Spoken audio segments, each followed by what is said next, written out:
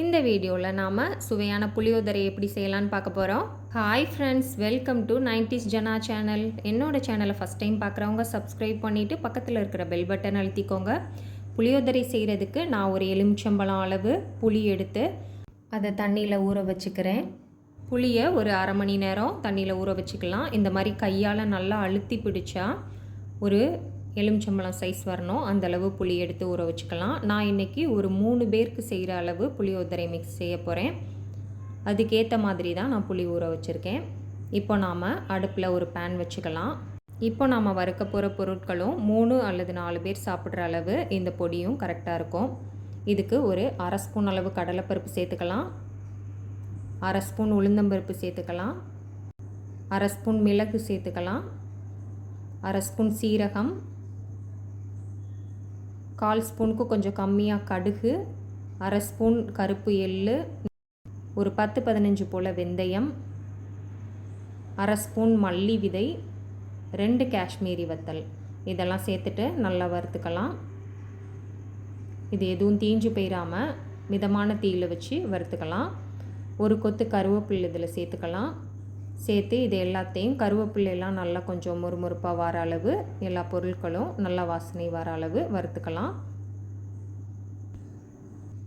எல்லாத்தையும் கொஞ்சம் மிதமான தீயிலேயே வறுத்து எடுத்துக்கலாம்.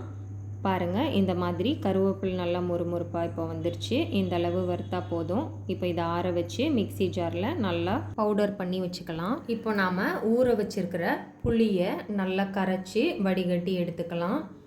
புளி ஊற வைக்கும்போது ரொம்ப அதிகமாக தண்ணி சேர்த்து ஊற வைக்க தேவையில்லை. ரொம்ப அதிகமான தண்ணியில் நாம் புளியை ஊற வச்சுருந்தோன்னா நமக்கு இந்த புளியோதரை மிக்ஸ் பண்ணுறதுக்கு, அந்த குழம்பு செய்கிறதுக்கான டைம் ரொம்ப அதிகமாகும். ரொம்ப நேரம் கொதிக்க வைக்க வேண்டியிருக்கும்.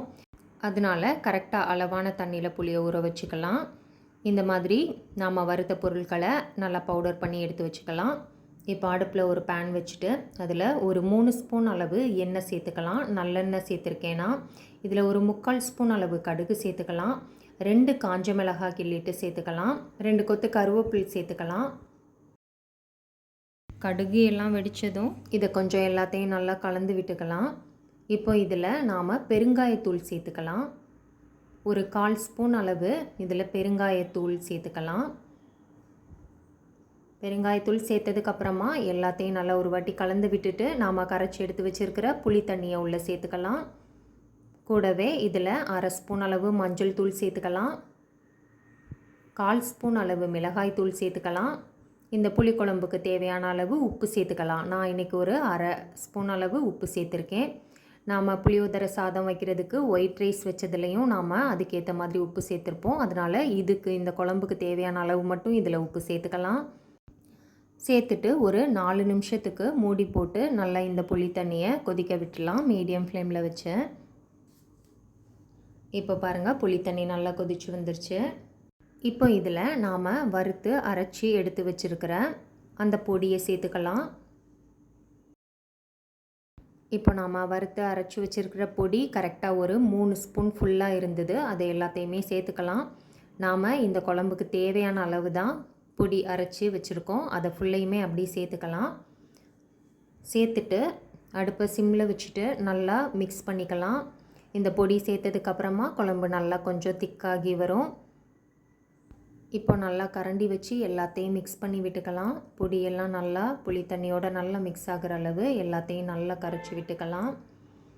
இப்போ லோ ஃப்ளேமில் வச்சு ஒரு மூடி போட்டு ஒரு 2 நிமிஷத்துக்கு நல்லா கொதிக்க வச்சுக்கலாம்.